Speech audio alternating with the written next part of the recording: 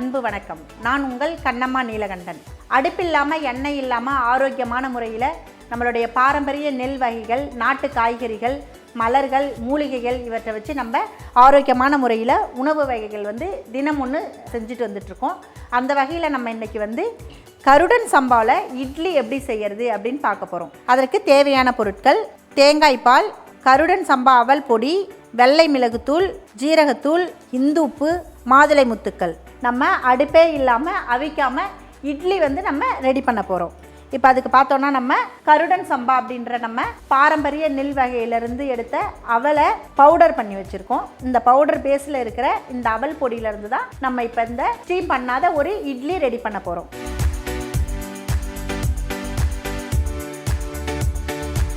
இப்போ இந்த அவல் பொடி எடுத்துக்கிறோம். ஒரு 2 பிஞ்ச் அளவுக்கு வெள்ளை மிளகுத்தூள், 2 பிஞ்ச் அளவுக்கு ஜீரகத்தூள், தேவையான அளவுக்கு இந்துப்பு. இதை ஆட் பண்ணிவிட்டு நம்ம இந்த மசாலாலாம் இதில் நல்லா மிக்ஸ் ஆகிற மாதிரி நம்ம கலக்கிக்கலாம். நம்ம இந்த இட்லி செய்கிறதுக்கு முந்தின நாளே அரிசி ஊற வச்சு, உளுந்து ஊற வச்சு, அரைச்சி நைட்டு ஃபுல்லாக காத்திருந்து அடுத்த நாள் சுட வேண்டிய தேவையில்லாமல் 10 நிமிஷத்தில் நம்ம இன்ஸ்டண்ட்டாக இந்த இட்லியை ரெடி பண்ணிடலாம். நல்லா மசாலா மிக்ஸ் ஆனதும் நம்ம இதுக்கு தேவையான அளவு தேங்காய் பால் ஆட் பண்ணிக்கிறோம். நல்லா இந்த மாவு கெட்டியாகாத அளவுக்கு தேங்காய் பால் ஊற்றி நல்லா மிக்ஸ் பண்ணிக்கலாம். பார்த்திங்கன்னா நம்மளுக்கு அவல் பவுடர் எவ்வளோ தேங்காய் பால் ஊற்றினாலும் அதை அப்சர்வ் பண்ணிக்கும். இப்போ நம்ம இட்லி சுடுறதுக்கு எப்படி இட்லி தட்டு வச்சு துணி போடுவோமோ அதை மாதிரியே தான் நம்ம அதில் ஈர துணி போடுவோம். இதில் நம்ம காஞ்ச துணியை யூஸ் பண்ணிக்கிறோம். இப்போ பார்த்திங்கன்னா நம்ம காஞ்ச துணி போட்டிருக்கிறதுனால நமக்கு எந்த இடத்துல குழி இருக்குது அப்படின்னு தெரியல. அதனால் நம்ம ஒரு மாதுளை முத்துக்கள் அதில் ஆட் பண்ணிக்கலாம். ஆட் பண்ணிவிட்டு இதை நம்ம இட்லி மாவு பதத்துக்கு தேங்காய் பால் ஊற்றி சேர்த்துக்கலாம்.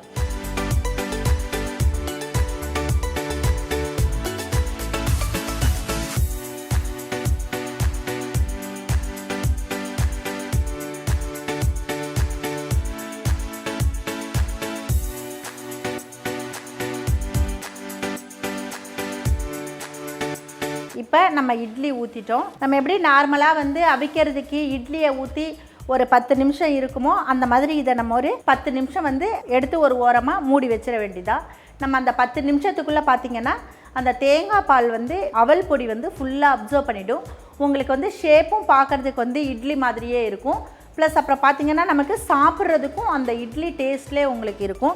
நம்ம கூட கொஞ்சம் ஒயிட் பெப்பரு, ஜீரகப்பொடி, இந்துப்பு இதெல்லாம் ஆட் பண்ணியிருக்கிறதுனால உங்களுக்கு அந்த மசாலா ஆட் பண்ணதுனால உங்களுக்கு எந்த சட்னியுமே இல்லாமல் நம்ம இதை சாப்பிட முடியும். ஆனால் நம்ம ஒரு ஏதோ ஹெர்பல்ஸில் ஒரு சட்னி ரெடி பண்ணி இதுக்கு தொட்டுக்க வச்சு சாப்பிட்லாம். இதை நீங்கள் பார்த்தீங்கன்னா ஒரு 10 நிமிஷம்தான். நம்ம மாவு கரைக்க வேணாம், புளிக்க வைக்க வேணாம். 10 நிமிஷத்தில் நமக்கு இட்லி ரெடி ஆகிடும். இது பசங்களும் ரொம்ப நல்லாவே லைக் பண்ணி சாப்பிடுவாங்க. நீங்கள் கூட வேணால் நம்ம மாதுளை முத்துக்களுக்கு பதில் நீங்கள் ட்ரை கிரேப்ஸு, கிவி இந்த மாதிரி கலர்ஃபுல்லாக இருக்கிற ட்ரை ஃப்ரூட்ஸோ இல்லை ஃப்ரெஷ் ஃப்ரூட்ஸோ எது வேணாலும் நம்ம அந்த இட்லி தட்டுக்கு கீழே வச்சு நம்ம பசங்களை கவர்ற மாதிரி கலர்ஃபுல்லாகவும் நம்ம ரெடி பண்ணி கொடுக்கலாம். இப்போ பார்த்தோன்னா நம்ம இட்லி ஊற்றி வச்சது ஒரு 10 நிமிஷத்துக்கு அப்புறம் பார்த்தோன்னா நமக்கு இட்லி நம்ம எப்படி இட்லி தட்டுலேருந்து எடுப்போமோ அதை மாதிரியே எடுத்துக்கலாம்.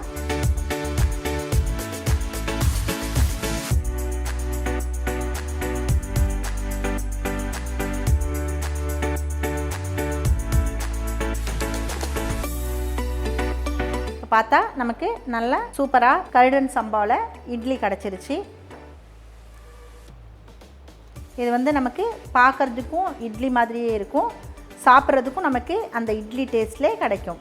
அடுப்பில்லா எண்ணெய் இல்லாமல் ஆரோக்கியமான முறையில் கருடன் சம்பாவிலேருந்து இட்லி எப்படி செய்கிறது அப்படின்னு இன்றைக்கி பார்த்தோம். நாளைக்கு வேறு ஒரு ஆரோக்கியமான உணவுடன் மீண்டும் உங்களை சந்திக்கின்றேன். நன்றி, வணக்கம்.